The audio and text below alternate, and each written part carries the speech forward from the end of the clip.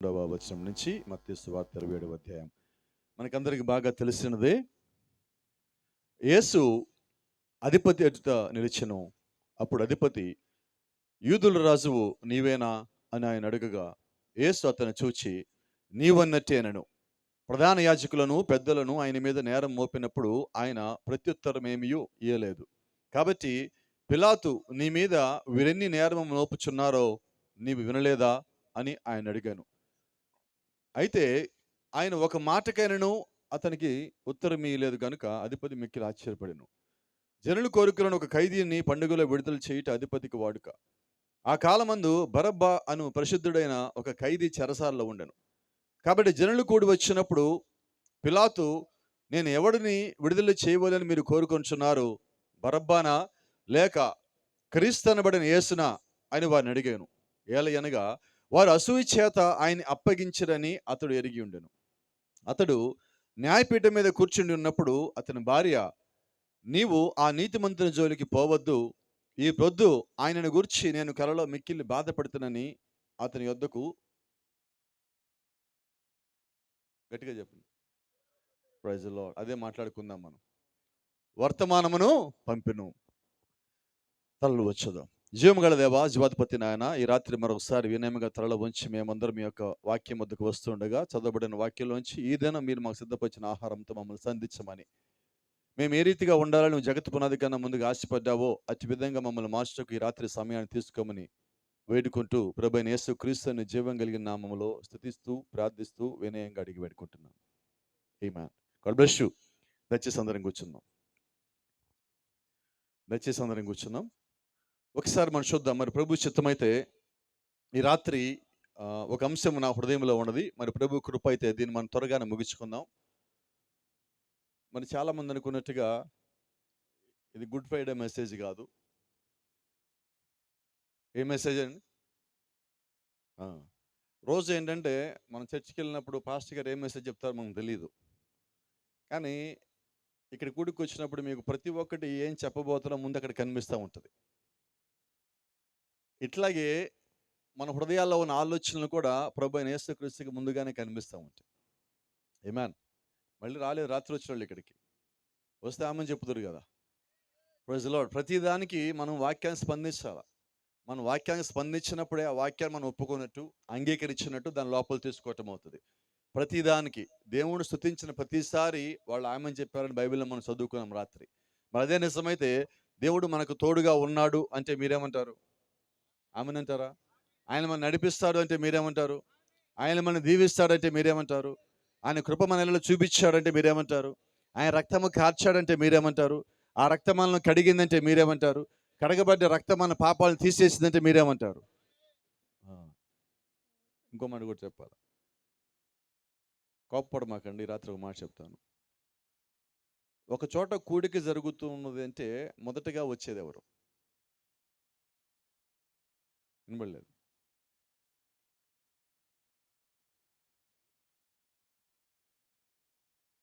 మొదటగా వచ్చేది ఎవరు? దేవుడా దెయ్యమా? గట్టిగా చెప్పు. ముందు దెయ్యం వస్తుంది, ఆ తర్వాత దేవుడు వస్తాడు. ఇద్దరు రావాల్సిందే. దెయ్యం వచ్చి అంటది, ఈరోజు పాస్టర్ గారు ఏం చెప్పినా కూడా నువ్వు నోరు తెరవ మాకు, ఆమె అన్న మాకు అంటుంది. దేవుడు వచ్చి అంటాడు, పలికేది పరిశుద్ధ ఆత్మ అయితే నీ లోపల ఈ ఆత్మ ఉంది అంటాడు. ఇప్పుడు మనం ఏం చేద్దాం? ఆమెను చెప్దాం ఇప్పుడు? ఆమెను చెప్పలేదంటే ఏదో బలహీనత లోపల ఉన్నట్టు. దేవుని యొక్క వాక్యాన్ని ఒప్పుకోకపోతే మన దగ్గర ఉన్నది ఆత్మ. బైబిల్ అంటుంది యేసుక్రీస్తుని వినపడలా, పరిశుద్ధాత్మ నీవు లేకుండా యేసుక్రీస్తు దేవుడని ఒప్పుకోలేవు.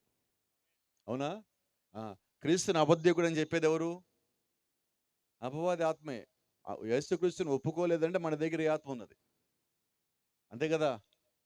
చూద్దాం మరి ఈరోజు ఏముందో. ఈ రాత్రి మరి ప్రభు చిత్తం మీద కొద్ది మాటలు మనం చూద్దాం. కొంచెం త్వరగా వెళ్తాను, నాతో పాటు సహకరిస్తాను అనుకుంటున్నా. అక్కడ ఏం కనిపిస్తుంది? కొంచెం గట్టిగా చెప్పండి. మీరందరూ చెప్పాలి, నాకు వినబడాలి. నేను చెప్పేది మీకు వినబడాలి. రైట్. ఎమ్మటే కింద ఇంకో మాట ఉంది, ఇది కూడా చెప్పండి. అది సంగతి. ఇదే మన వర్తమానం ఈ పూట. పిలాతుకి దేవుడు అవకాశాలు ఇచ్చాడు, పిలాతే పోగొట్టుకున్నాడు. ఈ రాత్రి దేవుడు మనకి అవకాశాలు ఇచ్చాడు, మనం ఏం చేస్తున్నాం? ఆయన వాక్యం ఇచ్చాడు, వర్తమానం ఇచ్చాడు, శక్తి ఇచ్చాడు, బలం ఇచ్చాడు, ప్రేమ ఇచ్చాడు, రక్తం ఇచ్చాడు, కృప ఇచ్చాడు, తన ప్రాణం ఇచ్చాడు, అన్నీ ఆయన ఇచ్చాడు. ఇప్పుడు మనం దాని లోపల ఏం తీసుకున్నాం? వాక్యం తీసుకున్నామా? పరిశుద్ధాత్మను తీసుకున్నామా? ఆయన జీవించిన జీవితాన్ని తీసుకున్నామా? ఆయన ఇచ్చిన కృపను తీసుకున్నామా? ఆయన ఇచ్చిన ఏది మనం తీసుకున్నా మన జీవితాలు మారుతాయి. అమ్మ చెప్దామా? ఆయన ఇచ్చిన ఏది మనం తీసుకున్నా మన జీవితాలు మారుతాయి. ఆయన ఇచ్చిన వాగ్దానం తీసుకున్నా, ఆయన వైపు చూసినా, ఆయన వస్త్రపు చెంగుని తాకినా, ఆయన పాదములు తాకినా, ఆయన వైపు నువ్వు చూసినా, నీ కన్నీరుతో ఆయన పాదములు కడిగినా, ఏం చేసినా కూడా నువ్వు దీవించబడతావు, నువ్వు ఆశీర్వదించబడతావు, ఆయన కృపను పొందుకుంటావు, ఆయన శక్తిని పొందుకుంటావు, ఆయన బలమును పొందుకుంటావు. నీవు మాత్రమే కాదు, నీ కుటుంబం కూడా దీవించబడుతుంది. సరిపోలేదు ఎక్కడ కూడా. నమ్మిన వాళ్ళు వచ్చారా? సరిపోలేదు. ఒకసారి ఒక ఊరిలో నాకు ఇంకా గుర్తున్నది. ఆ ఊరి పేరు, ఆ వీధి పేరు హల్లెలూయా వీధి. విన్నారు ఎక్కడన్నా బైబిల్లో? హల్లెలూయా వీధి. హల్లెలూయా వీధిలో ఒకసారి ఒక గుడ్డోడు అక్కడ కూర్చొని ఉన్నాడు. ఇరిగిపోయిన గోడ దగ్గర, కూలిపోయిన గోడ దగ్గర రాళ్ళ మీద కూర్చొని ఉన్నాడు. కూర్చుంటే ఎవరో చెప్పారు, దూరంగా హల్లెలూయా హల్లెలూయా అని కేకలు వేసుకుంటూ వస్తున్నారు. అందరూ ఆ రోడ్లో కేకలు వేస్తారు కాబట్టి ఆ వీధిగా పేరు పెట్టారు. మనం కూడా ఈరోజు పెట్టే కేకలను బట్టి ఈరోజు ఆ ఇంటి ఎదురుగా ఉన్న, లేదా పలానా వాళ్ళ స్థలానికి ఎదురుగా ఉన్న ఖాళీ స్థలం అనే పేరు దీనికి పెట్టకుండా దీన్ని కూడా హల్లెలూయా గ్రౌండ్ అని పేరు పెట్టుకోవచ్చు. ఆమెను గ్రౌండ్ అని పేరు పెట్టచ్చు. ఆమెను స్థలం అని చెప్పొచ్చు. దేవుడు దిగి వచ్చిన స్థలం అని చెప్పచ్చు. ఏదో ఒకటి అయితే మొత్తానికి పేరు మర్చిపోదామండి. రాత్రి మనం విన్నాం, ఆ కొండ మీద శాంసన్ చేతిలోకి దౌడెమ్మకి వచ్చాక శాంసన్ ఆ కొండకి పేరు పెట్టిపోయాడు. అలాగే ఈ రాత్రి దేవుడు కూడా దిగి వచ్చి ఎవరైనా స్వస్థపరిస్తే మనం కూడా ఈ గ్రౌండ్కి పేరు పెట్టిపోదాం. నమ్మకం ఉందా? Praise the lord. ఆ కూలిపోయిన గోడ దగ్గర ఆ వ్యక్తి కూర్చున్నప్పుడు ఆ వ్యక్తి కన్నా ముందు ఆ శబ్దం వస్తుంటే అరుపులు కేకలు వస్తున్నాయి, హల్లెలూయా హల్లెలూయా హల్లెలూయా అని. ఈ గుజ్జోడు ఒకళ్ళు జ్ఞాపకం అంటున్నాడు, ఎవరు వస్తున్నారు? ఒకడన్నాడు, మరియ కుమారుడు వస్తున్నాడు. Praise the lord. ఈయన అనుకుంటున్నాడు, ఆహా దావీదు కుమారుడు వస్తున్నాడు. ఇంకొక నాయకుడు కేకలు దగ్గర పడ్డాయి, ఎవరు వస్తున్నారు అన్నాడు. యోసేపు కుమారుడు వస్తున్నాడు. దావీదు కుమారుడు వస్తున్నాడు అన్నమాట. ఇంకా కేకలు దగ్గర పడ్డాయి, ఎవరు వస్తున్నారు అన్నాడు.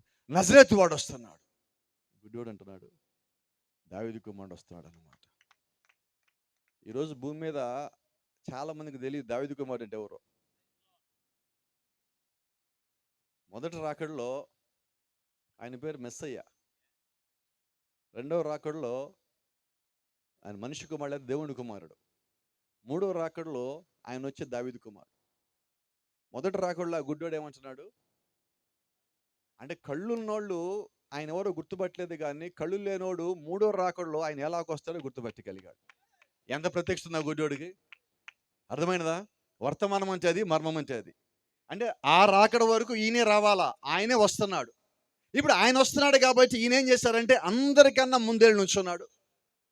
గుడ్డోడు, వాడికి ఒక సంగతి తెలుసు, ఈ రాత్రి ప్రభువైన యేసుక్రీస్తుగా నన్ను దాటి వెళ్ళిపోతే ఆయన మళ్ళా నా దగ్గరికి రాడు, నేను ఆయన కలవలేను, నేను ఆయన చూడలేను, నేను ఆయన అడగలేను, ఆయన దగ్గర నుంచి రక్షణ పొందుకోలేను, ఆయన దగ్గర నుంచి స్వస్థత పొందుకోలేను, నేను చూడలేను, నా కళ్ళు మళ్ళా రావు. కాబట్టి ఆయన నన్ను దాటిపోయే లోపే ఈ రాత్రి నేను ఆయన ఆకర్షించాలి. ఈ రాత్రి నేను ఆయన తాకవలసున్నాను. ఈ రాత్రి ఆయన నా వైపు తిరగవలసున్నాడు. ఈ రాత్రి నేను ఆయన దగ్గరికి వెళ్ళవలసున్నాను. ఆ గుడ్డోడికి ఏం వస్తుందంటే, ఆయన వస్తున్నాడు మొదటిసారి ఆయన దగ్గరికి. ఆ మొదటిసారి వచ్చినప్పుడే స్వస్థత పొందుకోవాలనుకుంటున్నాడు. ఈ రాత్రి మరి కొడుకు వచ్చిన వాళ్ళు ఎవరన్నా కానీ ఇంకా బలహీనంగా ఉంటే నేను అంటున్నాను, ఆ గుడ్డోడు చేసిన పని మనము చేద్దాం. వాడు చేసిన పనులు ఒకటే, నా కేక ఆయనకి వినబడాల. నేను కేక పెడతా, కేక ఆయనకి వినబడాల. ఎంత ఈజీ అండి. డాక్టర్ దగ్గర పరిగెత్తుతాం, డబ్బుల కోసం పరిగెత్తుతాం, అప్పుల కోసం పరిగెత్తుతాం, హాస్పిటల్కి పరిగెత్తుతూ ఉంటాం. ఇంత చేసే పోదులు ఈ రాత్రి ఒక కేక పెట్టి ఆయన ఇక్కడ ఆపేస్తే పోలా, ఒక కేక పెట్టి ఆయన పాదం దగ్గరికి వెళ్తే పోలా. ఆయన ఏదో రకంగా ఈ రాత్రి మనం ఆకర్షిద్దాం. ఆ గుడ్డోడి కేకలు పెడుతుంటే ఆయన దగ్గరికి వచ్చే సమయానికి అందరూ ఆయనకన్నా ముందుకు వచ్చేసి ఈ గుడ్డోని వెనక్కి నెట్టారు.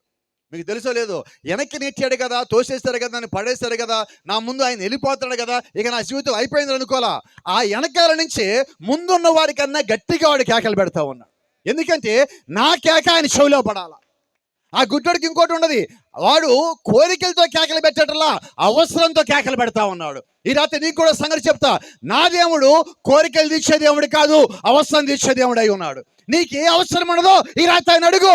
అది స్వస్థత, అది రక్షణ, అది దీవెన, అది ఆశీర్వాదమా, ఆర్థిక సంబంధమైన, అప్పుల సంబంధమైన, బాధ, వేదన, శోధన, ఏదైనా కూడా అది అవసరమైతే ఈ రాత్రి తీర్చే దేవుడు మన మధ్యలో ఉన్నాడు. ఆయన అపవాదం అంటది, నువ్వు ఒప్పుకోవద్దు, నువ్వు ఇలాగే ఉండు అంటది. నువ్వు నోరు తెరవ మాకు, నువ్వు ఒప్పుకో మాకు, ఒప్పుకుని బయటికి వెళ్ళిపోవాలంటది అపవాది. కానీ మనం ఏం చేస్తాం ఇప్పుడు? నువ్వు ఎవరో ఒకళ్ళ మాట వినాలా, ఇంటి అపవాది మాట వినాలా, లేకపోతే దేవుడి మాట వినాలా? ఆ గుడ్డోడు పెట్టిన కేక మీరు గమనించలేదు. యేసుక్రీస్తు ఆ దారి దాటి వెళ్ళిపోతా ఉంటే వాడు కేక పెట్టగానే ఈయన కాలు అక్కడి నుంచి పోటలు అక్కడ ఆగిపోయినది. ఒక్క కేక యేసుక్రీస్తుని ఆపిందా? లేదండి. ఆ కేకలో ఉన్న విశ్వాసం ఆపింది. నువ్వు ఊరికినే ఆమెను చెప్పినా, ఊరికే హరుడు చెప్పినా, ఊరికే సంఘాన్ని పోయినా క్రీస్తునితో పాటు రాడు. విశ్వాసం కలిగి ఉన్నప్పుడు, నువ్వు స్థిరమైన విశ్వాసం కలిగి ఉన్నప్పుడు, నువ్వు బలమైన ప్రార్థన కలిగినప్పుడు, ఆయన పూర్తిగా ఆనుకున్నప్పుడు, ఆయన మీద నువ్వు పరిపూర్ణమైన నమ్మకం కలిగి ఉన్నప్పుడు క్రీస్తు ఖచ్చితంగా ఆగి తీరుతాడు. బైబిల్ చెప్తా ఉన్నది, క్రీస్తు అక్కడ అంటున్నాడు, యోహాను, పేతురు, ఎవరో కేక పెడుతున్నారు, వాడిని తీసుకురా. వాళ్ళు అంటున్నారు, ప్రభువా ఇంతమంది కేకలు పెడుతున్నారే, ఇంతమంది చప్పట్లు కొడుతున్నారే, ఇంతమంది అరుస్తున్నారే, ఇంతమందిని తాకుతున్నారు అంటే అప్పుడు యేసు అంటున్నాడు, వారందరూ కేకలు పెడుతున్నారు కానీ వాడి పెదవులతో కేకలు పెడుతున్నాడు, హృదయంతో కూడా కేక పెడుతున్నాడు. ఆ కేక పెట్టేవాడు నాకు కావాలి, వాడిని తీసుకురండి. విశ్వాసంతో కేక పెడితే ఆయన చెవిలో పడకుండా ఉండదు. ఏమా చెప్దాం, ఆమె ఎప్పుడన్నా నోరు తెరగలమా? ఎప్పుడన్నా ఆయన పిలవగలమా? ఎప్పుడన్నా మనకున్నవి పోగొట్టుకోగలమా? ఇక్కడ గొప్ప సంగతి ఉన్నది. గుడ్డివాడిని అక్కడ తీసుకొచ్చాక యేసుక్రీస్తు అంటున్నాడు, నేను నీకేం చేయగోరుతున్నావు అంటున్నాడు. ఈయనకి తెలియదు ఆయనకి ఏం కావాలో. అయితే గుడ్డివాడు ఎంత తెలివాడు తెలుసా? ప్రభువా నీ చిత్తం అయితే నేను చూపు పొందగోరుతున్నాను అంటున్నాడు. ఆయన ఇస్తాడని ఈయన కేకలు పెట్టాడు. కానీ ఏమంటున్నాడు? నాకు చూపి ప్రభు అంటల్లా, నీ చిత్తం అయితే. ఈరోజు మనకి అది కావాలా? మన ఇంటికి ఎవరైనా చూడండి, మనం ప్రార్థన చేయగానే ముందు మోకాళ్ళు లేగానే ఫస్ట్ ఏం అడుగుతాం? ఇచ్చే ప్రభా, నాకు టైం లేదు ప్రభు, ఈరోజు ఎక్కువసేపు ప్రార్థన చేయాలి, కానీ ముందు ఇచ్చే ప్రభా నువ్వు. కానీ ఆ గుడ్డోడు ఏమడుగుతున్నాడు? వినబడలేదు. ఇప్పుడు మనం ప్రార్థన ఏం చేయాలా? ఎలా అడగాల? మన స్వస్థత ఎలా అడగాలి? ముందు ఒక పదం పెట్టండి. ఏం పెట్టాలా? నీ చిత్తమైతే. వివాహం కావాలా? ముందేం అడగాల? ఇల్లు కట్టాలా? పొలం కొనాలా? స్థలం కొనాలా? కాలేజీ జాయిన్ చేయాలా? చెప్పండి. నువ్వు ఇంట్లోంచి బయటికి వెళ్ళేటప్పుడు ఏం అడగాలి? నీ చిత్తమైతే. నీ చిత్తమైతే. ఆయన చిత్తము వాక్యం అయి ఉన్నది, ఆయన చిత్తము ఆయన ఒక ఆలోచన అయి ఉన్నది, ఆయన చిత్తము నీ నిమిత్తమైన ఒక ప్రణాళిక అయి ఉన్నది. ఈరోజు నీకు నాకు అది కావాలా? లోబెచ్చం కావాలా? అప్పుడు అంటున్నాడు, నువ్వు చూపు పొందుట నాకు ఇష్టమే. అంత మాత్రం అయిపోలా. వాడు చూపు పొందుకున్నా నేనేం చేయాలంటే ఈయన అంటున్నాడు, నన్ను వెంబడించు. నువ్వు సాక్ష్యం పొందుకు నాకేం చేయాలి? మనం ఏం చేస్తాం చెప్తా? సాక్ష్యం చెప్పడంలో బిజీ అయిపోయి చర్చ మానేస్తాం. అయిపోయిందిగా. పోయినసారి వచ్చినప్పుడు కోడికలో మాట్లాడతా చెప్పి నాకు జ్ఞాపకం ఉండదు. మనం ఒక పెద్ద పెళ్లి మీదకి వెళ్ళాం. మన ముందు ఒక పెద్ద ఆకు పెట్టారు. ఆకు లోపల ఫస్ట్ టైం పెడతారు. మీరు చెప్పాలి, నేను వినాలి. నాకు ఆల్రెడీ పేర్లు బాగా ఇష్టం. స్వీట్ పెడతారు. మన ఊర్లో ఏం పెడతారు? జిలేబియా, జాంగిరియా, లడ్డు ఏదో కూడా చెప్పండి. పూరీలు చపాతీలు నాకు తెలియదమ్మా. నాకు తెలిసి స్వీట్ పెడతారని తెలిసి నాకు. సరే, మిమ్మల్ని ఎందుకు కాదనాలి? మీ ఊరిలాగే పూరీ పెట్టారు అక్కడ. ఇప్పుడు వాళ్ళు పూరీ పెట్టారని పూరి తీసుకుని వెళ్ళిపోతావా? చెప్పండి, ఏం చేస్తావు? అమ్మ నాకు పూరీ పెట్టారు, నాకు పూరీ పెట్టారు, నేను పూరీ తింటా, నాకు పూరీ అంటే ఇష్టం, పూరీ పెట్టాను, పూరీ తీసుకుని వెళ్ళిపోతావా? ఏం చేస్తావు? చెప్పండి గట్టిగా. ఎప్పుడు దాకా ఉంటారు? అవన్నీ వాడు పెట్టాలా? లాస్ట్ ఒక మాట అడుగుతావు, ఇంతేనా, ఇంకేమైనా ఉన్నాయా? ఎందుకంటే అవన్నీ చూశాక లోపల మనం అడ్జస్ట్మెంట్లు చేసుకుంటాం ఎక్కడ ఏం పడతాయి అన్నది. అయితే ఈరోజు ఏం చేస్తారంటే, దేవుడు ఒక సాక్ష్యం ఇవ్వగానే అంటే ఒక పూరి మన ప్లేట్లో పెట్టగానే అది తీసుకుని వెళ్ళిపోతున్నట్టుగా చాలామంది చర్చికి వచ్చి సాక్ష్యం రాగానే వెళ్ళిపోతూ ఉంటారు. వాళ్ళు మిగతా తీసుకోవట్లేదు దేవుడి దగ్గరికి వచ్చి. ఆ పూరి లాంటిదే బాప్టిజం కూడా, నీటి బాప్టిజం. నీటి బాప్టిజం పొందుకోగానే ఇంకా నేను పరలోకానికి వెళ్ళిపోయానంటే సరిపోదు. అక్కడి నుంచే నీ జీవితం ప్రారంభించబడింది. నువ్వు దేవుళ్ళలోకి వచ్చింది మొదలది, దేవుళ్ళలోకి వచ్చిన ముగింపు కాదు, మొదలది. బైబిల్ అంటుంది నమ్మి బాప్టిజం పొందినవాడు. నువ్వు బాప్టిజం పొందావంటే వాక్యం నమ్మావని అర్థం. అప్పుడు దాకా నువ్వు నమ్మలేదని అర్థం. నువ్వు 99 ఏళ్ళు చర్చికి వచ్చినా బాప్టిజం పొందకపోతే వినపడలేదండి. ఎవరిని? పాస్టర్ గారు నమ్మలా, ఇంకా వాక్యాన్ని నమ్మలా, యేసుక్రీస్తుని నమ్మలా, ఆయన చనిపోయాడని నమ్మలా, తిరిగి లేచాడని నమ్మలా. నీకు మాత్రం క్రిస్మస్ కావాలా, ఈస్టర్ కావాలా, గుడ్ ఫ్రైడే కావాలా, ఇంతేనా? ఇప్పుడు ఇలాంటి వాళ్ళు ఏమంటారంటే నామకార్థ క్రైస్తవులు అంటారు. మన నామకార్థ క్రైస్తవులం కాదండి, మనము జీవించే క్రైస్తవులం అయి ఉన్నాం, వెంబడించే క్రైస్తవులు అయి ఉన్నాం, వాక్యాన్ని ఆచరించే క్రైస్తవులు అయి ఉన్నాం. ఒకసారి మీరు ఇక్కడ చూస్తే, స్క్రీన్ మీద మీరు చూస్తే ఆయన పేరేంటి తెలిసిపోయింది మీకు. ఇప్పుడు ఇక్కడ పిలాతు కనిపిస్తున్నాడు కదా, ఈ పిలాతు కూడా తెలుసు యేసుక్రీస్తు వస్తాడని. ఆయన గవర్నరు, ఆ గవర్నర్ గారికి ఒక సంగతి తెలుసు, యేసుక్రీస్తు వస్తాడని, వారి కాలం దగ్గర పడిందని, ఆ కాలంలోనే ఆయన భూమి మీదకి వస్తాడని తెలుసు. యేసుక్రీస్తుని ఆ రోజు ఉదయం అరెస్ట్ చేసి ఈయన ముందు తీసుకొచ్చిన తర్వాత ఈయన అడిగిన మొట్టమొదటి ప్రశ్న ఏంటో తెలుసా? వినబడలేదు. యూదుల రాజు నీవేనా అని అడిగాడంటే ఆయనకి వాక్యం తెలుసా తెలియదు? వినబడలేదు. గట్టిగా చెప్పండి. ఈయనకి వాక్యము తెలుసా తెలియదా? ఇక్కడున్న ఈయనకి మరి తెలిస్తే ఎందుకని ఆయన గుర్తించలా? కైపా గుర్తించలా, శాస్త్రులు గుర్తించలా, పరిచయాలు గుర్తించలా, సద్దుకాయలు గుర్తించలా, ఆ రాష్ట్ర గవర్నర్ గుర్తించలా, ఎవరు గుర్తించలా. అయితే వీళ్ళందరూ గుర్తించిన విషయం కూడా ఆయన తెలుసు. అయితే ఆయన వచ్చింది ఎవరి కొరకంటే వీడి కొరకు కాదు. చెప్పొచ్చా, వినొచ్చా? ఈ రాత్రి ఇక్కడ ఎవరో ఆయన నిమిత్తము రక్షణలోకి రావాల్సి ఉన్నారు, వారి కొరకు ఆయన కిందకి దిగి వచ్చిన దేవుడై ఉన్నాడు, వారి కొరకు ఆ రక్తం కాచిన దేవుడై ఉన్నాడు.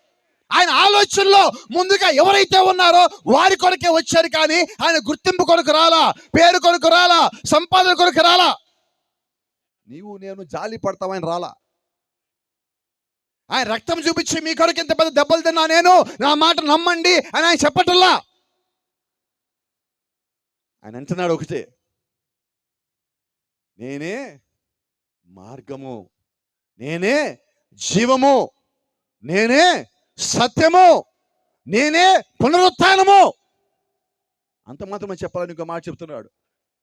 మరణము యొక్కయు పాతాళ లోకం యొక్కయు తాళం చెవులు నా స్వాధీనంలో ఉన్నాయి. ఎందుకు మనం ఆయన నమ్మాలంటే, మరణము దాటాలంటే ఆయన నమ్మాలి. ఒక చిన్న ప్రశ్న అడుగుతానండి, పరలోక రాజ్యం యొక్క తాళం చెవులు ఎవరి దగ్గర ఉన్నాయి? వినబడలేదు. దేవుడి దగ్గర ఉన్నాయా?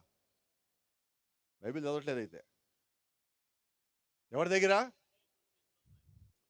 మరి ఇప్పుడు పేతురు లేడుగా. చాలా మందికి ఇంకా తెలియదు పేతురు అంటే ఏంటో. ఆయన ఒక మాట అన్నాడు, పేతురు చెప్పండి, మత్తయి సువార్త 16 వచ్చిన అదిగో తిప్పుతున్నారు బైబిల్. నీవు పేతురువు, ఈ బండ మీద నా సంఘము కట్టుదును. ఏ బండ?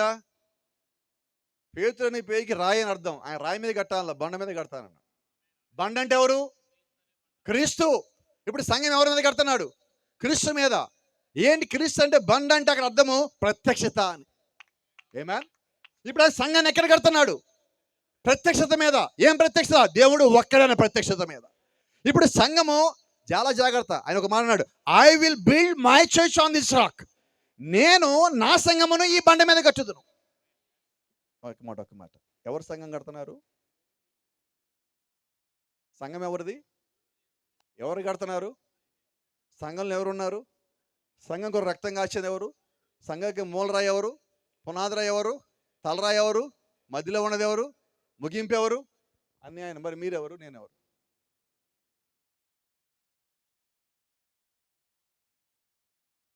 ఒక మాట చెప్తాను. అప్పుడప్పుడు మన కోపం వచ్చినప్పుడు మనలోంచి ఒక మాట వస్తుంది. ఏం మాట అది? బాగా కోపం వస్తే, నా కోపం వస్తేనా చెప్పండి. వినపడలేదు. చెప్పారు ఇంకా మంచి తల్లి అమ్మ, చెప్పమ్మ ఏంటది? కోపం వస్తే మనిషిని కాదు, అది నిజం. ఏంటి మన కోపాలు వస్తే? ఆ, నాకన్నా మెంటల్ వాడు ఉండడు. ఏంటది? నిజాలు అవన్నీ అబద్ధాలు అనుకుంటారు. అవన్నీ కోపాలు వస్తే నిజాలు బయటకు వస్తుంది. ఒక మాట చెప్తాను. నా చేతి నిండా ఒక 2 గుప్పిళ్ళ నిండా ద్రాక్షకాయలు తీసుకున్నా. తెలుసా మీకు ద్రాక్షాలు అంటే ఎలా ఉంటాయో? ఉంటాయా? ఈ ద్రాక్షాలు తీసుకొని గట్టిగా ఇలాగ పిండాను. ఇప్పుడు పిండితే నేను ఒక గ్లాస్ కింద పెట్టా. ఇప్పుడు ఈ గ్లాస్ నిండా యాపిల్ జ్యూస్ వచ్చింది. నిజమేనా? వినబడలేదు. ఏంటది? ఇప్పుడు యాపిల్ జ్యూస్ రాలేదు. సరే, ఈసారి యాపిల్ కాయలు తీసుకున్నా, గట్టిగా దాన్ని క్రష్ చేసా, కింద గ్లాస్ పెట్టా, ఈ గ్లాస్ నిండా కమలా జ్యూస్ వచ్చింది. ఏం భాష గారు, గుంటూరులో అట్ట వస్తావు గారు మా ఊళ్ళో రావంటారా? సరే, ఈసారి కమలాకాయలు తీసుకున్నా, కింద గ్లాస్ పెట్టా, గట్టిగా పిండా, ఈసారి గ్యారంటీగా బత్తాయి జ్యూస్ వచ్చింది. ఎందుకు రావట్లేదు ఇలాగా? కారణం ఏంటి చెప్పండి? ఏ కాయల మీద ఒత్తిడి తీసుకొస్తే దాన్ని క్రష్ చేసి దాన్ని నలిపితే దానిలో ఉన్నదే బయటకు వస్తుంది, వేరేది రాదుగా. నిజమేనా? మరి మన కోపం వస్తే ఏం రావాలి? లోపల ఉందే కానీ వేరేది రాదుగా. ఇప్పుడు బూతులు వచ్చినాయి అంటే, మరి సంఘానికి వెళ్ళావే, పాటలు పాడావే, దేవుడిని స్తుతించావే, ఆహా ఇలాంటి విశ్వాసాలు అనుకున్నారు సంఘంలో చూసి మనల్ని. కానీ లోపలేముంది? అది ఇప్పుడు చెప్పొచ్చా? వెళ్తామా పరలోకం మనం? ఇందాక బ్రదర్ పడిన ప్రయాసం అంతా కూడా అదే. వాక్యం తెలుసు, జీవించటల్లా. ఇక్కడున్న సేవకులు అందరూ ప్రయాసం కూడా అదే. చెప్పి చెప్పి నాలుకలు పలచబడిపోతున్నాయి కానీ జుట్టు రాలి. చూడండి పాస్టర్లు ఎలా ఉంటారంటే, పరిచయకు వచ్చేటప్పుడు ఆరోగ్యం బాగుంటుంది, బీపీ ఉండదు, షుగర్ ఉండదు, సైట్ ఉండదు, ఏమీ ఉండదు. వాళ్ళు సగం మంది పైన వచ్చి ఉంటే ఇప్పుడు. నిజమేనా? నాకు కూడా పరిచయం రాకపోతే జుట్టు బాగానే ఉంది. ఏమైంది? కోపాలు వచ్చేసి పీకేసుకుంటాం. ఏంటంటే వింటాము, జీవించాం.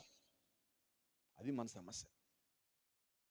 మన లోపల స్వభావం మారట్లేదండి. దేవుడు సహాయం చేస్తే తప్ప అది అవ్వదు. ఇందా మనం చూస్తాం పిలాతు గారిని. పిలాతుకి వాక్యం తెలియదా? తెలియకపోతే ఎలాగడగాడు యేసుక్రీస్తుని? నువ్వు యూదుల రాజువేనా అంటున్నాడు. ఇంకో మాట అడుగుతాను, సమాధానం చెప్పండి, నాకు కొంచెం త్వరగా చెప్పండి. బైబిల్లో సమరయ స్త్రీ మంచామా చెడ్డామా? బుల్లెట్లకు రావాలి సమాధానం. మంచామా చెడ్డామా? రైట్. రెండో ప్రశ్న. ఈ ప్రశ్న బాగా సమాధానం చెప్పారు. ఇప్పుడు సమరయ స్త్రీకి బైబిల్ తెలుసా తెలీదా? వినబడలా. మరి తెలిసి చెడ్డామకి ఎందుకు ఉంది? ఇప్పుడు మనం మంచోళ్ళం చెడ్డోళ్ళం? వినపడలా. సరే, కన్ఫర్మేషన్ చేసుకున్నాం. మంచోళ్ళందరూ చెయ్యొద్దండి, కుడి చెయ్యి.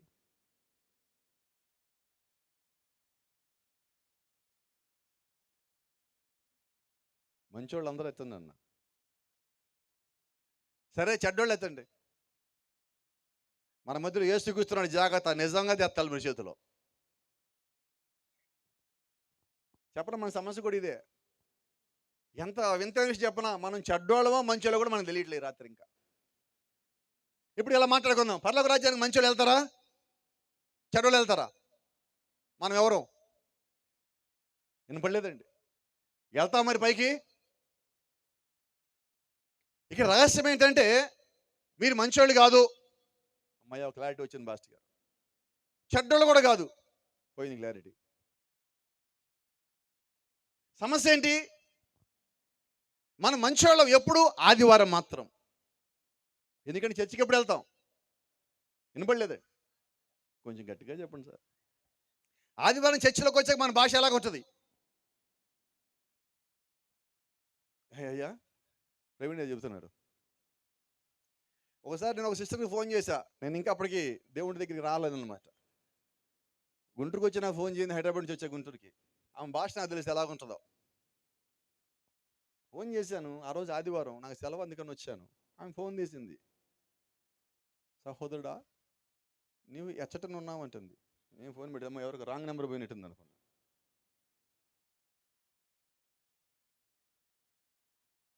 ఎందుకని మామూలుగా ఏంది వచ్చావు చెప్పు అనేది. ఇప్పుడు ఫోన్లో ఏమంటుంది? మరి కంగారు రాదు? అంటే మన భాష చర్చిలో ఒకలాగుంటుంది, లోకంలో ఒకలాగా ఉంటుంది. కోపం రాదుగా. నువ్వు ఎక్కడ నటిస్తున్నావు, ఎక్కడ జీవిస్తున్నావు?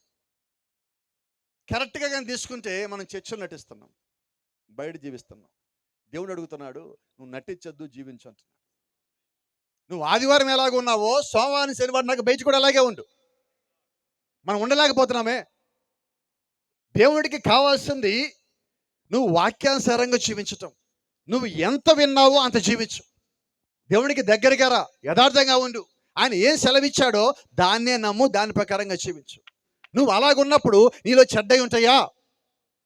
వినపడలేదు. ఎస్సానోనా? ఇది దేవుని చిత్తము కాదు అని నీకు తెలిసాక ఆ పని నువ్వు చేయగలవా అంటే చేయలేవు. కారణం ఏంటంటే నీలో ఉన్నవాడు లోకంలో ఉన్నవాడి కన్నా గొప్పవాడు. కాబట్టి లోకంలో సంగతి నీవు చేయక నీ లోపల ఉన్నవాడు చెప్పిన సంగతులే నువ్వు చేస్తా ఉంటావు. అటువంటి దేవుడు ఈరోజు మనం కలిగి ఉన్నాం. ఇక్కడ గమనించండి, సమరయ స్త్రీకి తెలిసినంత వాక్యంలో మనకి 10% కూడా తెలియదు. అవునా? ఎందుకో చెప్పనా? మనం చూసాం, ఇక్కడ పిలాతును చూసాం, కయపను చూసాం, శాస్త్రులను చూసాం, పరిచయాలను చూసాం, సద్దుకాయలను చూసాం. వాళ్ళందరికన్నా కూడా ఎక్కువ వాక్యము సమరయ స్త్రీకి తెలుసు. కయప ముందుకు ఆయన వెళ్ళాడు. సద్దుకాయలు, పరిచయులు, శాస్త్రులు, పిలాతు వాళ్ళెవ్వరు ఆయన గుర్తుపట్ల. కానీ సమరయ స్త్రీ అంటుంది, నువ్వు మెసేజ్ కాదు, నువ్వు ప్రవక్తవు కాదు, నువ్వు వస్తావని మాకు తెలుసు, నువ్వు వచ్చి మా పాపాలు మాకు జ్ఞాపకం చేస్తావని తెలుసు, నువ్వు వచ్చాక మా పాపాలు వదిలేస్తావని, కొండ మీదకి పోతావని, నీ నామంలో మేము ఆరాధన చేస్తాను మొత్తం మాకు తెలుసు. ప్రధాన యాజకులకు తెలియదు ఆయన ఎవరు. ఆశ్చర్యం కదా? వాక్యం బోధించే ఆయనకి, సద్దుకాయలకి, పరిచయులకి, శాస్త్రులకి వాళ్ళకి తెలియలా, వినేవాళ్ళకి తెలియలా. ఆయన వచ్చి ఎదురుగా నుంచుంటే వ్యభిచారంలో ఉన్నాం ఎమ్మటే గుర్తుపట్టగలిగింది. దానిదా కాదా? మరి ఆమె ఎందుకని వ్యభిచారం చేసిన భాషగా మీకు పరిచయం రావచ్చు, చెప్పొచ్చా? వినబడలేదు. ఒక ప్రశ్న అడుగుతా, సమాధానం మీరు చెప్పండి, ఎంబడి చెప్తా సమాధానం నేను. నిన్న మధ్యాహ్నము మీరు భోంచేశారా? ఏం కొడుతుంది అన్నారు? అయిపోయా ఏం లేదు అంటే నిన్న మధ్యాహ్నం ఏం తిన్నాం మనకి ఇప్పుడు జ్ఞాపకం లేదు. మరి పరలోక సంగతులు ఎలా జ్ఞాపకం ఉంటాయి? అక్కడి నుంచి ఇక్కడికి వచ్చాం, అవి మర్చిపోయాం అంతే. ఇవేమో భౌతికమైన మతిమరుపు, దాని పేరు ఆత్మీయమైన మతిమరుపు, స్పిరిచువల్ అమ్నెషియా. దీనికి టాబ్లెట్లు ఉన్నాయి, దానికి కూడా టాబ్లెట్ ఉంది, పరిశుద్ధాత్మను పొందుకోవటం. యోహాను సువార్త 14వ అధ్యాయంలో ప్రభువైన యేసుక్రీస్తు, నేను వెళ్ళిపోయిన తర్వాత తండ్రి నా నామములో పరిశుద్ధాత్మను పంపుదురు. ఎవరి నామంలో? యేసుక్రీస్తు నామంలో. ఎందుకు పరిశుద్ధాత్మ పేరేంటి? గట్టిగా చెప్పరు ఎవరు. పరిశుద్ధాత్మ అనేది పేరు కాదు, యేసుక్రీస్తు అన్నది పేరు. ఇప్పుడు అనేమన్నాడు, తండ్రి నా నామంలో పంపో పరిశుద్ధాత్మ, నేను మీకు ఏ సంగతులు బోధించానో ఆజ్ఞాపించానో ఆయన వాటిని మీకు వివరించను.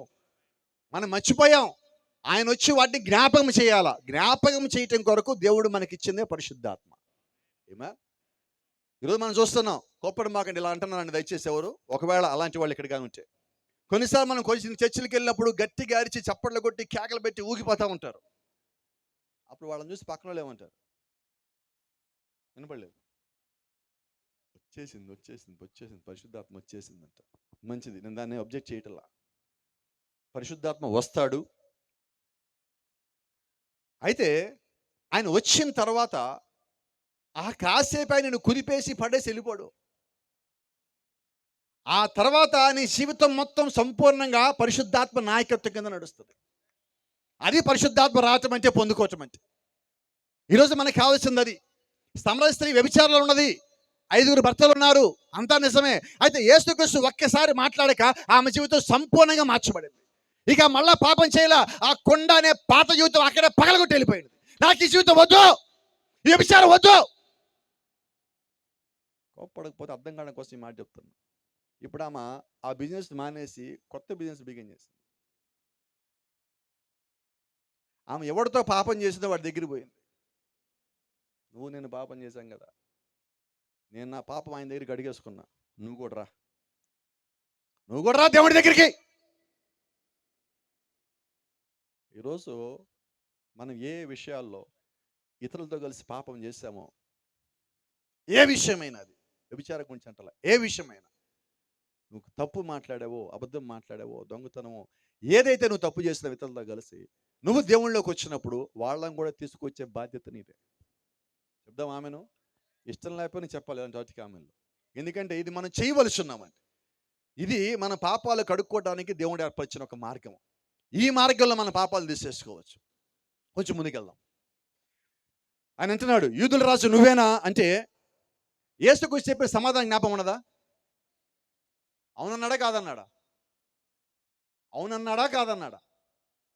గట్టిగా చెప్పండి. ఎస్సా నోనా? మరి పిలాతుకి అర్థమైందా? యేసుక్రీస్తు మాటల్లో ఒక రహస్యం ఉంటుంది. నువ్వు తెలియక అడిగితే తెలియజేస్తాడు. నీకు తెలిసిన అడుగుంటే ఆయన సమాధానం చెప్పడు. ఆయన చెప్పాడు నీకు అర్థం కాదు. ఇప్పుడు యూదుల రాజు ఏం చేశాడు? అధికార గర్వంలో ఉంది. పిలాతు అధికార గర్వంలో అంటున్నాడు, నీవు యూదుల రాజువేనా చెప్పు అన్నాడు. ఆయన నువ్వు అన్నట్టే. అంటే అవునన్నా కాదన్నా? ఆయన ప్రశ్నతో అడిగాడు. ఈయన కాదు అన్నట్టుగా ఈయన అనుకున్నాడు, కానీ అవునేమో అన్నట్టుగా అడిగాడు. కాదని నమ్మకం, అవునని అనుమానం, రెండూ కలిపి ప్రశ్న అడిగాడు. సమాధానం ఏం చెప్పాడు? నీకు ఏముందో లోపల అలాగే సమాధానం చెప్తాడు యేసుక్రీస్తు. దానికి ఒక మాట చెప్తాం మేము.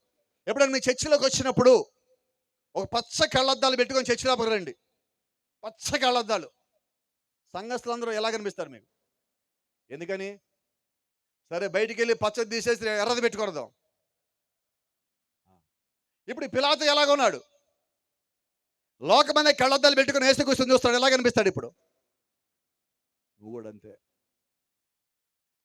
లోకరీతిగా నువ్వు ఆయన చూసావా? ఆయన లోకరీతిగా కనిపిస్తాడు. ఈయన కూడా అందరిలో ఒకటి దేవుడే అనుకుంటే నీకు అలా కనిపిస్తాడు. ఈయన ఒక్కడే దేవుడు అనుకుంటే ఆ ఒక్కడే నీకు కనబడతాడు. ఆమేన్. Praise the lord.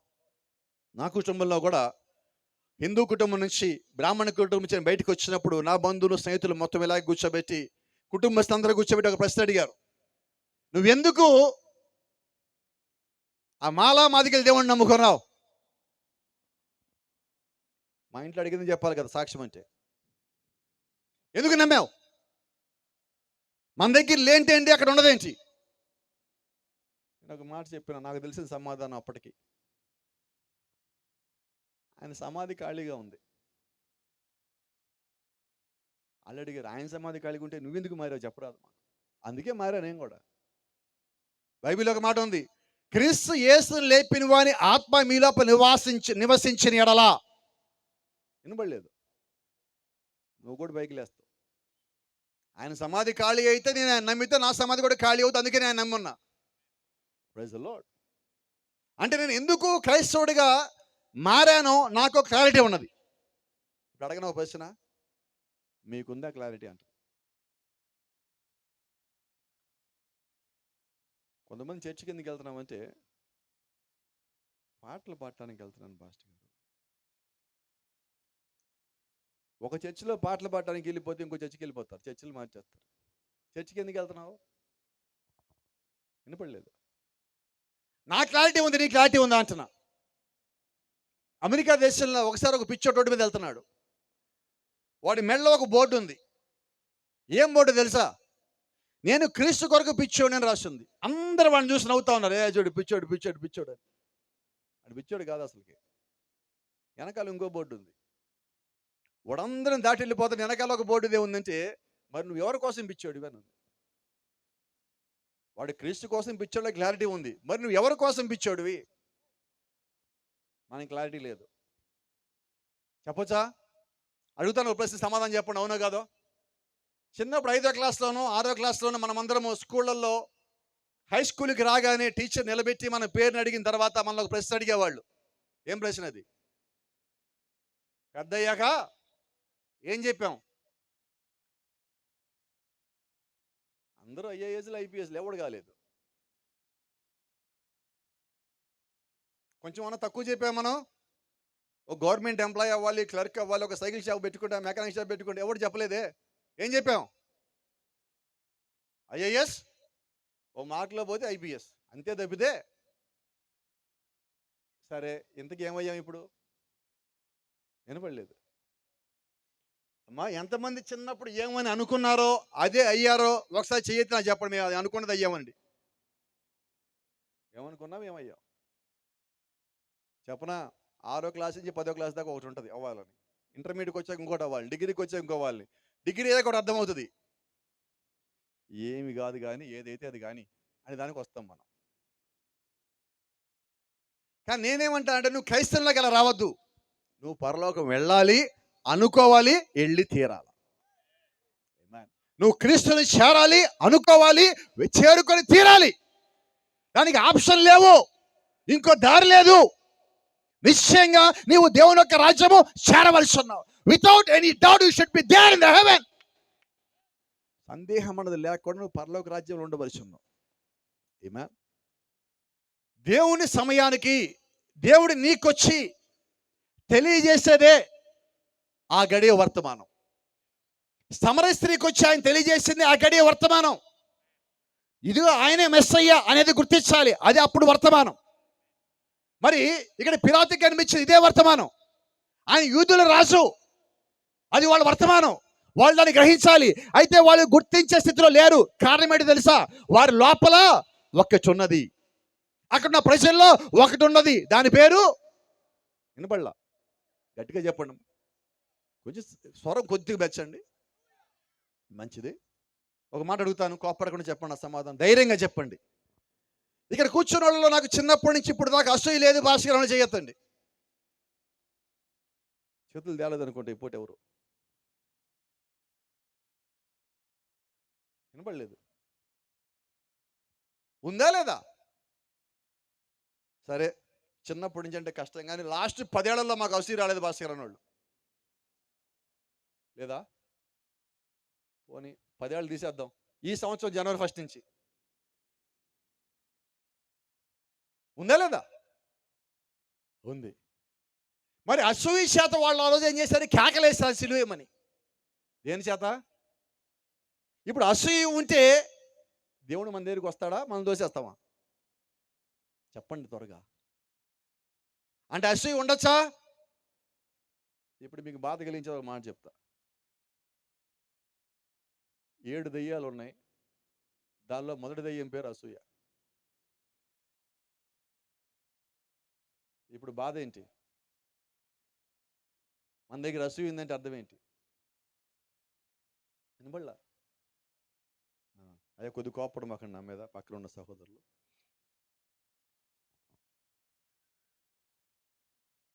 ఒక పాస్టర్ గారు కొత్తగా చర్చ్ బిగిన్ చేస్తారు. బిగిన్ చేయగానే ఫస్ట్ పరిచర్య, దేవుని సేవ చేద్దామని వస్తారు. తర్వాత ఏం చేస్తారు? పక్కన ఒక సంఘం ఉంటుంది, ఆ సంఘం కొంచెం ఎదిగి ఉంటుంది, కొంచెం అన్ని క్రమంగా ఉంటాయి. ఇప్పుడు వీళ్ళు ఏం చేస్తారంటే, ఆ సంఘం కన్నా బాగుండాలి మనం. ఎలాగా? ఆ సంఘం కన్నా బాగుండాలి. ఇప్పుడు ఈ సంఘం కన్నా కొంచెం మనం పెరిగి పెద్ద అయ్యాం. ఇప్పుడు మనకి ఈ సంఘం కన్నా పెద్దకున్న సంఘం కూడా కనిపిస్తుంది. ఇప్పుడు ఏం చేస్తాం? దానికన్నా బాగుండాలి. ఇప్పుడు ఒక చిన్న మాట చెప్తా. ఒకసారి ఒక సహోదరుడు ఇంట్లో నుంచి ఉదయం బయలుదేరాడు బయటికి జాగింగ్ అని. అంటే జాగింగ్ అని తెలిసి ఉదయకాలం పరిగెత్తడం, అది ఆరోగ్యం కోసం పరిగెత్తాలి. ఈయన ఏం చేశాడు? పరిగెత్తామంటే ఇంటికి వస్తున్నాడు, ఈయనకన్నా ముందు ఒకడు పరిగెత్తుతున్నాడు. ఈయనకి అనిపించింది, ఇదేంటి నాకన్నా స్పీడ్ పరిగెత్తుతున్నాడు అని కొంచెం స్పీడ్ పెంచి ఆయనకన్నా ఆయన దాటుకుంటూ పోయాడు. నేను దాటేసా కదా కూడా. ముందు ఇంకోటి కనిపించాడు, ఈయన కూడా దాటాలా అని వాడిని దాటాడు. ముందు ఇంకోటి కనిపించాడు, ఆయన కూడా దాటిపోయాడు. లాస్ట్కి వాడు ఇల్లు కూడా దాటిపోయాడు.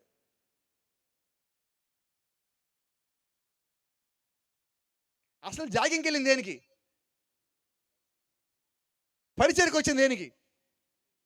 నువ్వు సంఘానికి వచ్చింది దేనికి? నీకు పక్కన విశ్వాసం దేనికి? ఎస్ నో నా చెప్పరు ఎవరు. ఇప్పుడే సంఘానికి వచ్చింది దేనికి? నాకన్నా పక్కన విశ్వాసి భక్తిగా ఉన్న పాస్టర్ గారి దగ్గరగా ఉన్న సంఘంలో ఇది ఇచ్చిన చూసావా? ఇప్పుడు పాస్టర్ గారి గురించి చెప్తారు, మన గురించి అని చెప్పరు. అయిపోయా. ఇప్పుడు సంఘంలో ఏముంది? అసూయ అంటే ఏంటి?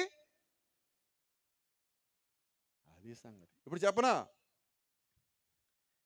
దెయ్యం దీని లోపల ఉండలేదు, ఈ టేబుల్ లోపల. దెయ్యము ఈ బల్ల లోపల ఉండలేదు. ఎక్కడ ఉంటుంది? వినపడలేదండి. ఎవరి లోపల? ఇప్పుడు మళ్ళీ మనం దెయ్యాలు భయపడటమే నాకు అర్థం కాదు. నాకు ఇది ఎప్పటికీ అర్థం కాదు, పెద్ద ప్రశ్న. రెండో దెయ్యం పేరు మాట్లాడదాం. మొదటి దెయ్యం పేరేంటి? రెండో దెయ్యం పేరు పోటీ. ఏంటది? ఇప్పుడు మనం ఎవరితో పోటీ పడలేదా? దీనికి కారణం కోపడం మాకండి, తల్లిదండ్రులే. చూడు, నీతో పాటు ఉన్న అమ్మాయి, నేను వచ్చిన అమ్మాయికి మార్కులు చూడు. వినబడలా? నీతో పాటు ఉన్న అమ్మాయి డాక్టర్ అయ్యింది, నువ్వు చూడు. నీతో పాటు ఉన్నాడు ఇంజనీర్ అయ్యాడు, నువ్వు చూడు. వినబడలా? ఒకసారి వాళ్ళు కూడా నీ వైపు తిరిగి, నీ వయసు ఉన్నాడు ఒకసారి ముఖ్యమంత్రి అయ్యాడు తెలుసా అంటే ఏమవుతుంది? అయిపోయా, ఏమీ లేదు ఇంకా. ఒకసారి మా ఫ్రెండు మస్తాన్ సహోదరుడి పేరు, వాళ్ళ అబ్బాయికి 10th 600కి 593 వచ్చినాయి. వాడు పేపర్ చదువుకుండా అంటున్నాడు, మిగతా 7 రాలేదే అని అడిగాడు. ఏంటది? మిగతా 7 రాలేదే అన్నాడు. పాపం వాడికి తెలియలే, పక్కనే నేనున్నా. నీకెన్ని వచ్చినాయి అన్నాడు. నేను అడిగా, నీకెన్ని వచ్చినాయి అన్న. నా క్లాస్మేట్ కాబట్టి. అవన్నీ ఎందుకులే ఇప్పుడు అంటున్నాడు.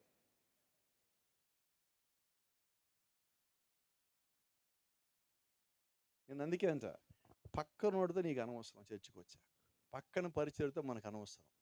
దేవుడు నీకు ఏది ఇచ్చాడో నువ్వు దాంతో ముందుకే. క్రీస్తుని ముందు పెట్టుకున్నాడు. నువ్వు ఇతరులని చూసావా, నువ్వు క్రీస్తుని చూడలేవు. ఇప్పుడు వాళ్ళు కూడా ఏం చేశారు? ఇందా మనం చూసామా, అక్కడ వారు అసూయ చేత కేకలు పెట్టారు. వారి లోపల అసూయ ఉన్నది కాబట్టి క్రీస్తుని చూడలేకపోయారు. అరే, అసూయ లేకపోతే క్రీస్తు ఎవరు తెలిసేది, వాక్యం ఎవరు తెలిసేది, సత్యం ఎవరు తెలిసేది, మార్గం ఎవరు తెలిసేది, ఆయన కిందకి ఎందుకు వచ్చాడు తెలిసేది. ఆయన కొరకే వాళ్ళు ఎదురు చూస్తున్నారు. అయితే ఎదురుగా వచ్చారని గుర్తుపడలేకపోయారు. ఒక ప్రశ్న అడగచ్చా? ఈరోజు మన సంఘాలకు ఎందుకు వస్తున్నాం?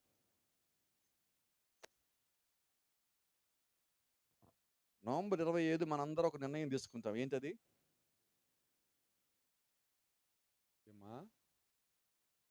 నవంబర్ 25 మిగతా చర్చిల్లో పాస్టర్ గారులు అందరూ బయట, సంఘాలన్నీ బయట స్టార్లు పెడతా ఉంటారు. మనం వెళ్ళి తిరిగి వస్తాం. ఎందుకని? ఎవడు పెట్టాడా పెద్ద స్టారు? వాళ్ళకన్నా. అది సంగతి. వాళ్ళ సంఘంలో ఒకళ్ళు 5 గంటలు ప్రార్థన చేస్తారనుకుందాం. ఇప్పుడు ఏం చేద్దాం? వినబడలా? ఇప్పుడు పడతాం పోటీ. వాళ్ళ పాపను వాళ్ళే పోతారు పాస్టర్ గారు. ఏంటది? ప్రార్థన చేస్తే వాళ్ళ పాపను వాళ్ళే పోతారు. పాపాను పోరు, పరలోకం పోతారు. ప్రార్థన చేయమంటే మాత్రం అవునా? వాళ్ళు 5 రోజులు వరుసగా ఉపవాసం చేస్తారంటే ఏమి తినకుండా. ఏమంటాం? వాళ్ళ పాపను వాళ్ళే పోతారు. పాస్టర్ స్టార్ మాత్రం పెద్దది పెట్టాలి. అంటే ఇప్పుడు మన భక్తి ఏంటి చెప్పండి, నాకు తెలియక అడుగుతాను. నువ్వు ఈ గ్రౌండ్ కన్నా పెద్ద స్టార్ పెట్టినా కూడా వేసుకుతున్నాడు. నీవు భూమి మీద అబ్రహాం నక్షత్రం వలె వెలుగుతా ఉంటే నీ హృదయంలోకి ఆయన వస్తాడు. బైబిల్ చెప్పలేదా? ఆయన హస్తకృత అలంకారముల యందు నివసించడు. నీ దేహము విలువ పెట్టి కొనబడి ఉన్నది. నీ దేహము దేవుని ఆలయమై ఉన్నది. నీ దేహము పరిశుద్ధాత్మకు ఆలయమై ఉన్నదని నీ వెరుగువా? స్టార్లలో ఆయన ఉండడు. ఈత మట్టలో, కొబ్బరి మట్టలో ఆయన ఉండడు. నీ హృదయంలో ఆయన ఉంటాడు. నువ్వు వాటి వైపు తిరుగుతున్నావు, అక్కడి నుంచి దేవుడి వైపు తిరుగు, సత్యం వైపు తిరుగు, నిజం వైపు తిరుగు, యథార్థత వైపు తిరుగు, ప్రార్థనలో తిరుగు, మోకాళ్ళ వైపు తిరుగు, పరలోక రాజ్యం వైపు తిరుగు. ఈ లోకంలోంచి బయటికి రా, వాక్యంలోకి నడువు, ఆత్మతో నింపబడు. ఆయన వచ్చే సమయానికి ఆయన వలె నీవు కూడా మారవలసి ఉన్నావు. You should be like him. నువ్వు ఆయన వలె మారినప్పుడు ఆయన నువ్వు చేరుకోగలవు. కాబట్టి ఇప్పుడు మన లోపల ఇది ఉండొచ్చా? అసూయ, ద్వేషం, కోపం, దాని పేరు మూడో దెయ్యం. పోనీ ఇదన్నా మాట్లాడుకుందాం. ఆ రెండు లేవనుకుందాం. ఉన్నాయి, మనం ఏం చేద్దాం? కనీసం కోపం లేదు భాస్కర్ గారు నాకు అనుభవంలో చెయ్యొత్తండమ్మా, ఇదన్నా ఎత్తాను కనీసం చెయ్యి. ఏంటది? వినపడలేదు.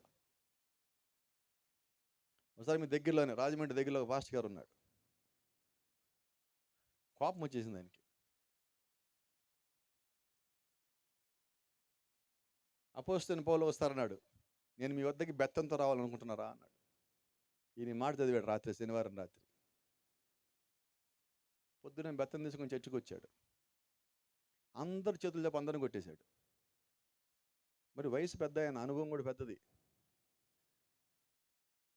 బాధ ఏంటంటే మన్నాడు నేను అక్కడికి పోవాలి కొడుకులకి.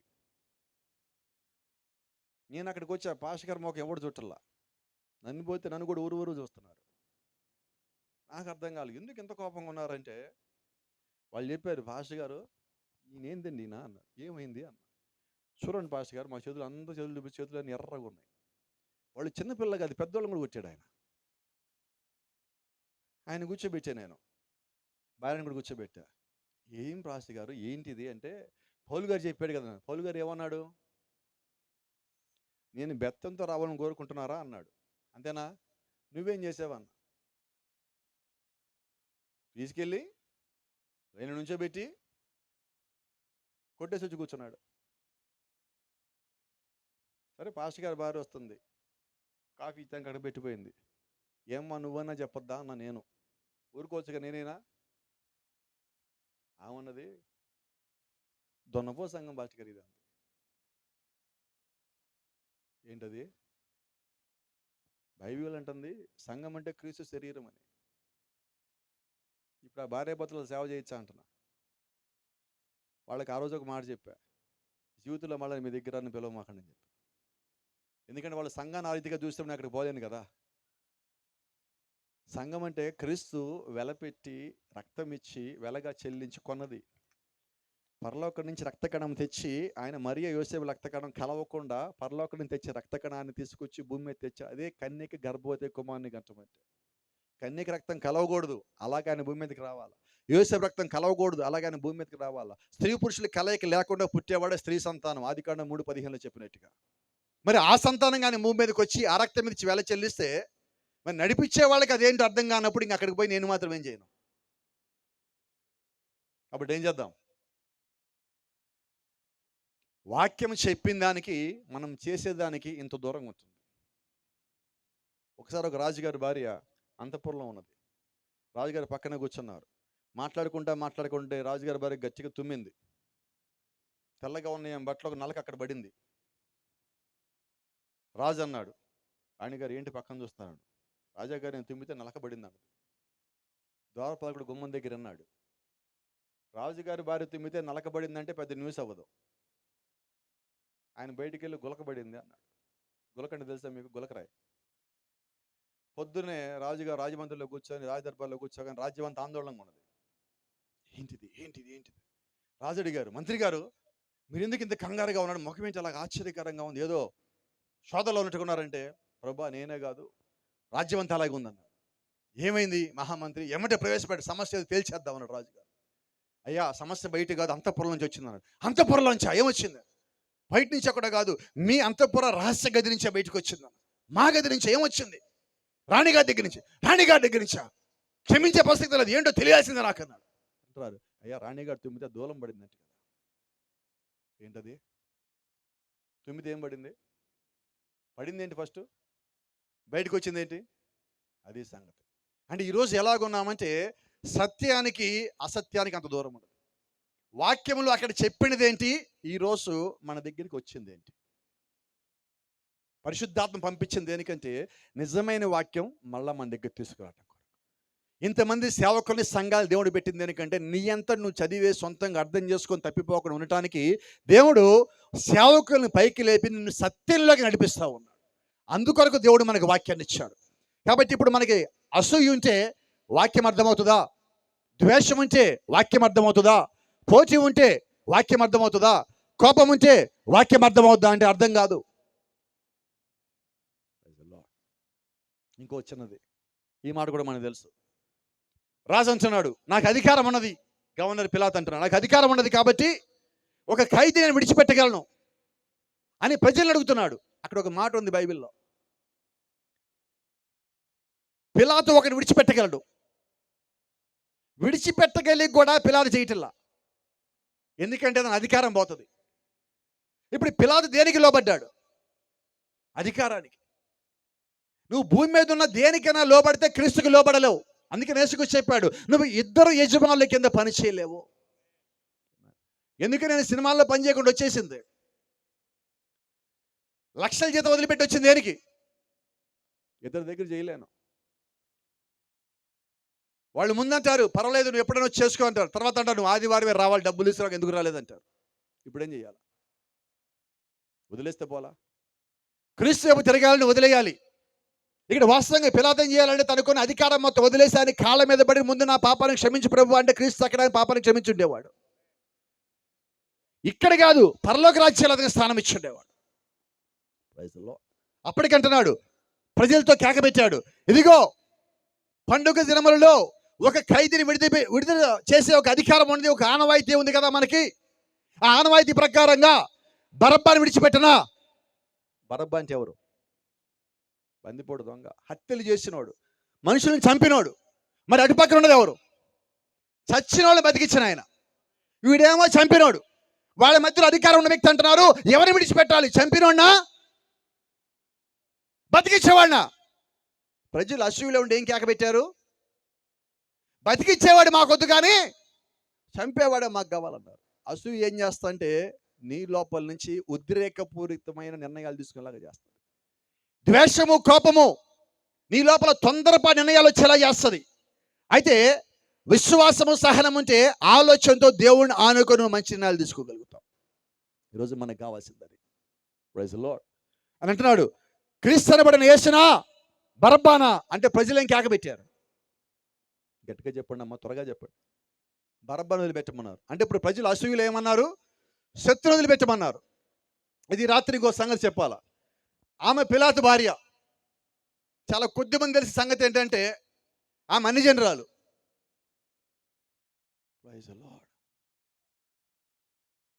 ఆశ్చర్యం ఏంటంటే యేసుక్రీస్తుని అరెస్ట్ చేస్తారని విని ఇంటి దగ్గర నుంచి చెమ్మటే ఒక రథం తీసుకొని ఆ పిలాతు కొలువున చోటకు వచ్చి పిలాతుకి ఒక లెటర్ ఇచ్చింది. ఏంటి ఆ లెటర్ అంటే, నాకు ఒక వర్తమానం అందింది అన్నది. నేను చదివాం కదా, పిలాతు భార్యకు ఒక వర్తమానం వచ్చింది, అది ఆ గడియ వర్తమానం. ఏంటి ఆ గడియ వర్తమానం అంటే, నీవు ఆ నీతి మంతిని జోలికి పోవద్దు. ఇప్పుడు పిలాతుకి ఆశ్చర్యంగా ఉంది, ఈమె ఎప్పుడు నాతో పాటు ఉంటుంది, ఎక్కడికి బయటికి రాలి, రాత్రి కూడా పార్టీలో ఉంది, డ్యాన్స్లు ఆడాము, తాగాము, తిన్నాము, తిరిగాము, ఎక్కడికి పోలేదు, ఇప్పుడు వచ్చి నీతి మంతులు అంటే ఈమెకి ఎప్పుడు తెలిసింది? ఈ పొద్దు నా కలలోకి వచ్చి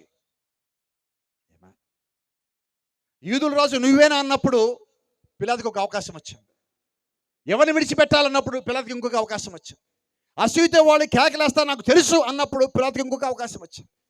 ఇంకా దేవుడు ప్రేమించి ఇంట్లో ఉన్న ఒక వ్యక్తితో, బయట వాళ్ళతో చెప్తే నమ్మట్లేదని ఇంట్లో ఉన్న వ్యక్తితో కూడా దేవుడు చెప్పిస్తున్నాడు. ఈ రాత్రి ఇక్కడ ఉన్న మీలో కూడా అనేక మంది మీ ఇళ్లలో ఉన్న భర్తలకు కానీ భార్యలకు కానీ అనేక సార్లు చెప్పుంటారు, ఇదే సత్యము, ఇదే జీవము, ఇదే నమ్మాలి, ఇదే నిజమైన దేవుడు అని చాలాసార్లు చెప్పుండొచ్చు.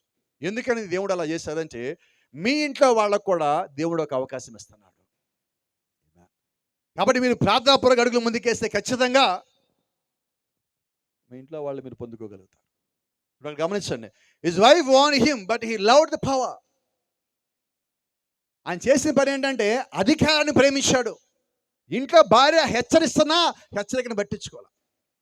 ఈరోజు మనం కూడా చాలాసార్లు ఏం చేస్తున్నామంటే మనం ఉన్న పనిలో, మనం ఉన్న తప్పు కానీ, అబద్ధం కానీ, మోసం కానీ, చేసే పని కానీ, ఉద్యోగం కానీ, వ్యాపారం కానీ, కొన్నిసార్లు మనకి అది అవసరమని తెలిసిన తర్వాత ఆ అవసరంలో ఉండిపోయి అవసరానికన్నా ఎక్కువైన ప్రభు అయిన యేసుక్రీస్తుని విడిచిపెట్టేస్తాం. పిలాతు మాదిరిగా. బైబిల్లో చదివితే ఈ పొద్దు నాకు ఒక కల వచ్చింది, ఆ కల్లో నువ్వు నీతిమంతుని జోలికి పోవద్దు. నేను అంటున్నాను, కలిచ్చింది ఎవరు? దేవుడేనా? ఆమెకి ఇచ్చింది కల మాత్రమే కాదు, ఆ గడియలో అది అత్యంత అవసరమైన వర్తమానం. ఇప్పుడు ఈ రోజు ఆమె కలొచ్చి ఇప్పుడేం పోతానులే, రాత్రి దాన్ని నేను పడుకోలేదు కదా, రేపు పొద్దున్న పోదాంలే అంటే, అప్పటికి యేసుక్రీస్తు సిలువేసిన తర్వాత ఆమె తన భర్తను కాపాడుకోలేదు, యూదులను కాపాడుకోలేదు, రాజ్యమును కాపాడుకోలేదు.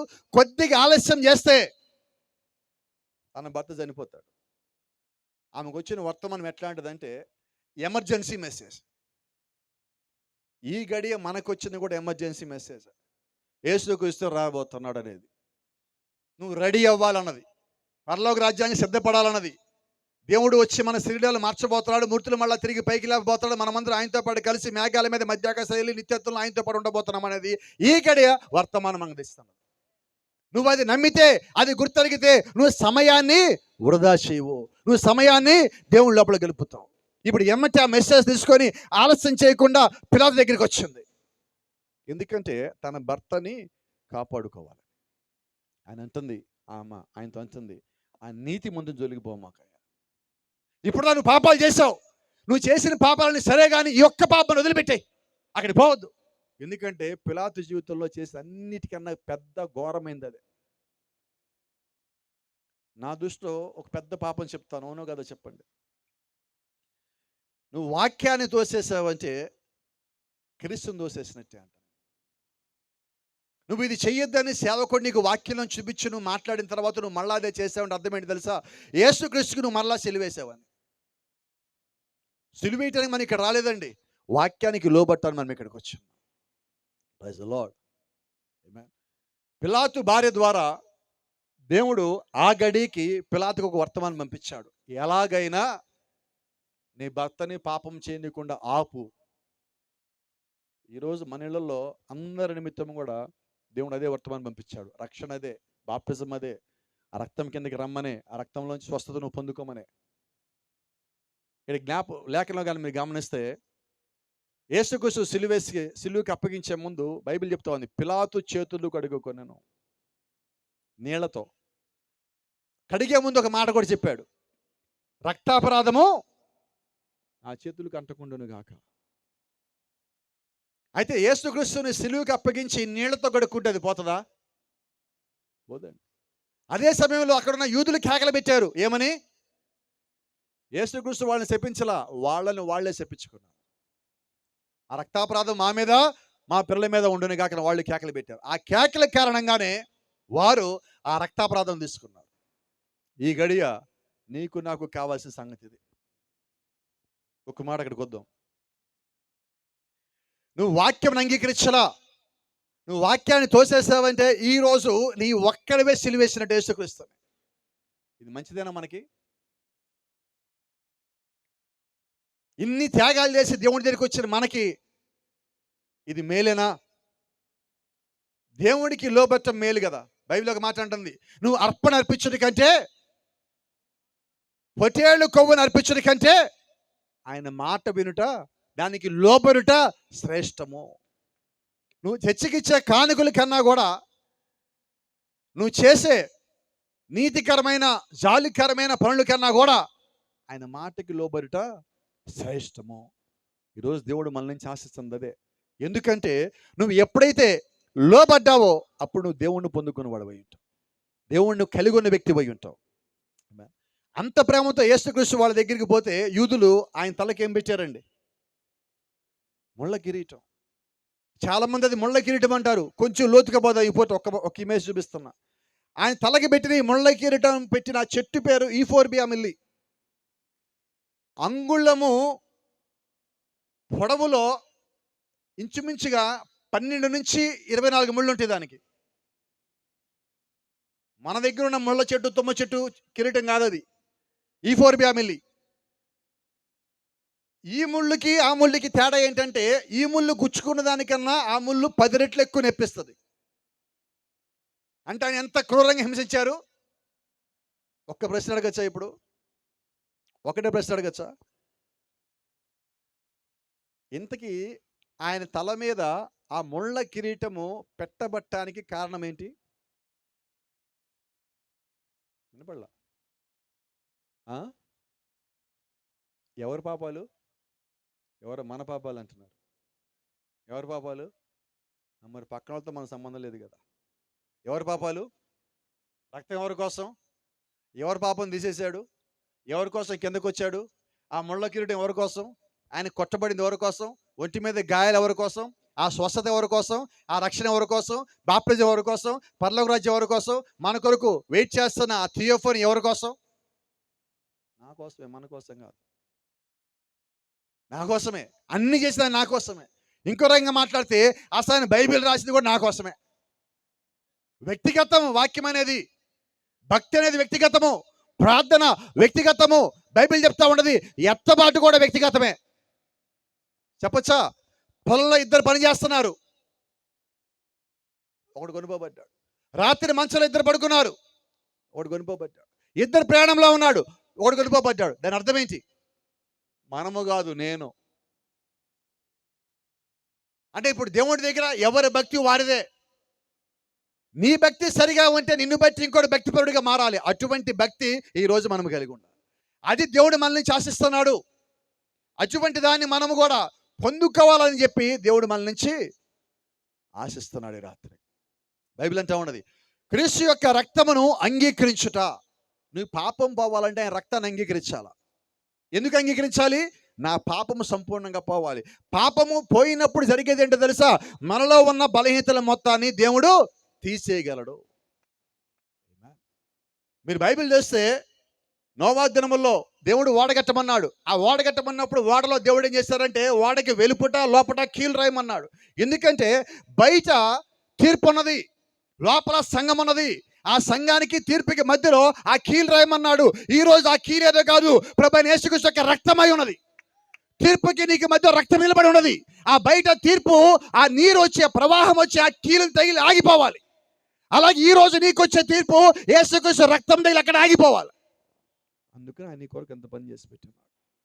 ఆ రక్తం మనకు తెలియకుండా మనల్ని కాపాడుతుంది.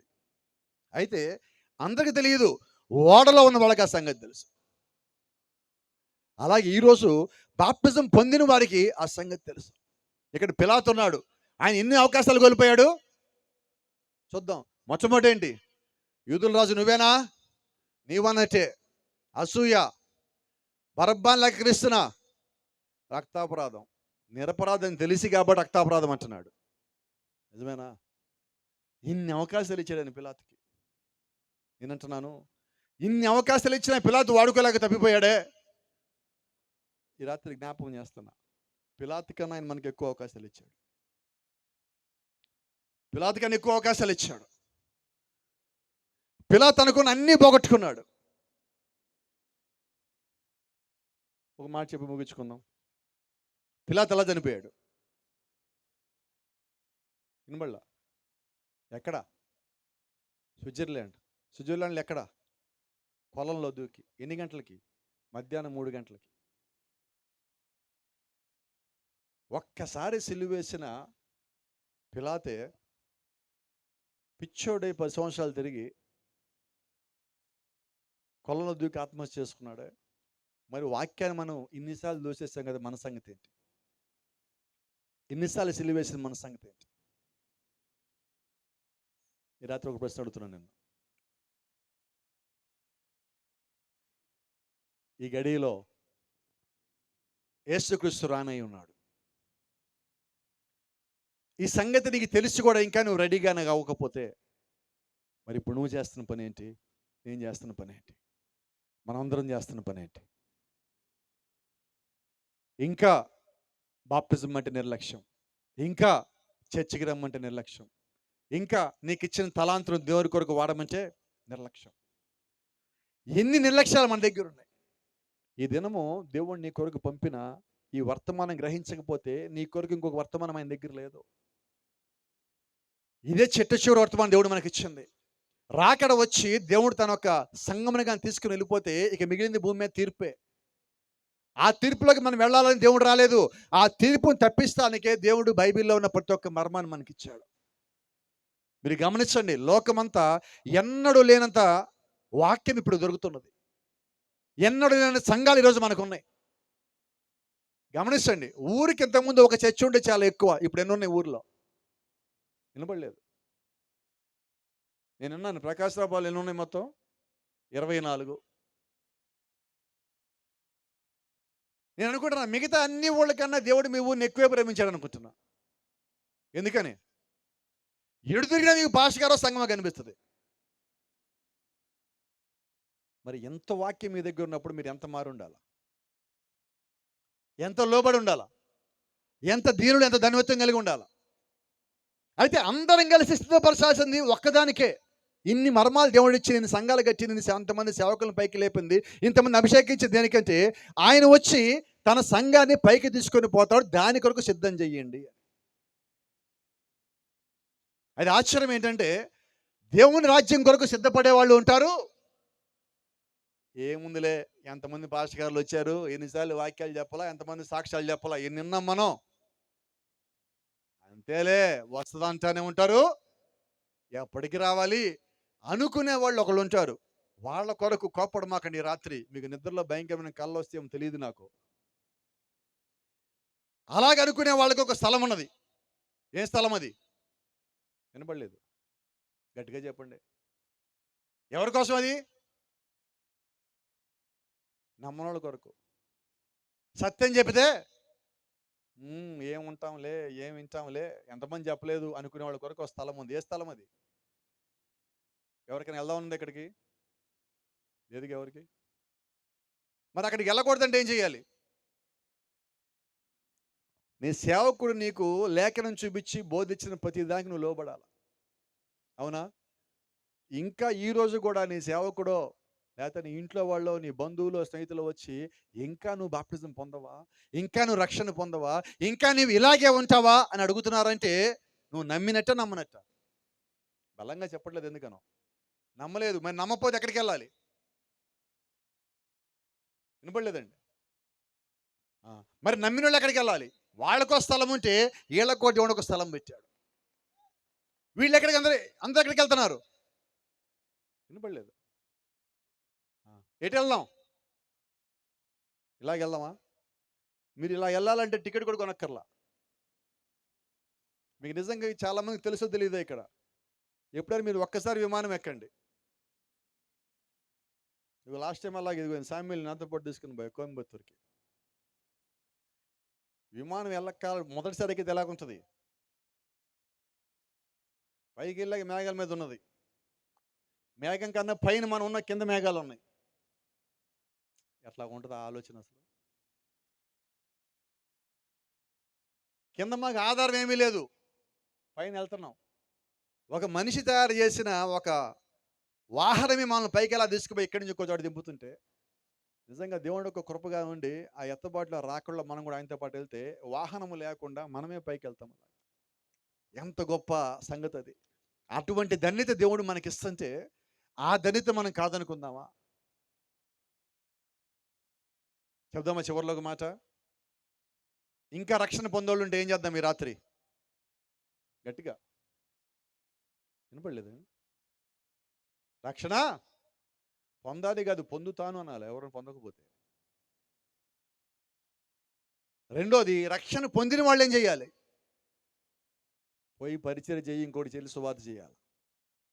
2 పనులు ఉన్నాయి. పొందని వారు పొందాలి, పొందిన వాళ్ళు నువ్వు పొందావు, నమ్మావు కాబట్టి ఇంకొకటి నడిపించాలి. ఈ 2 బాధ్యతలు మనం చేసినప్పుడు ఒకరోజు మనం కూడా అదిగో నిత్యరాజ్యంలోకి ఆ రకంగా వెళ్ళే వాళ్ళకు ఉంటాం. అలాగ వెళ్ళాలని, దేవుడితో పాటు కలిసి ఉండాలని దేవుడు ఆశపడుతున్నాడు. అందుకొరకే ఆయన ఈ గడి వర్తమానం ఇచ్చాడు. ఆయన రాకడా రాయన్న ఉన్నది, నువ్వు సిద్ధపడము. God bless you. దేవుడు మిమ్మల్ని దీవించును గాక. తిరిగి దేవుని సేవకు సమయాన్ని అప్పగిస్తాం.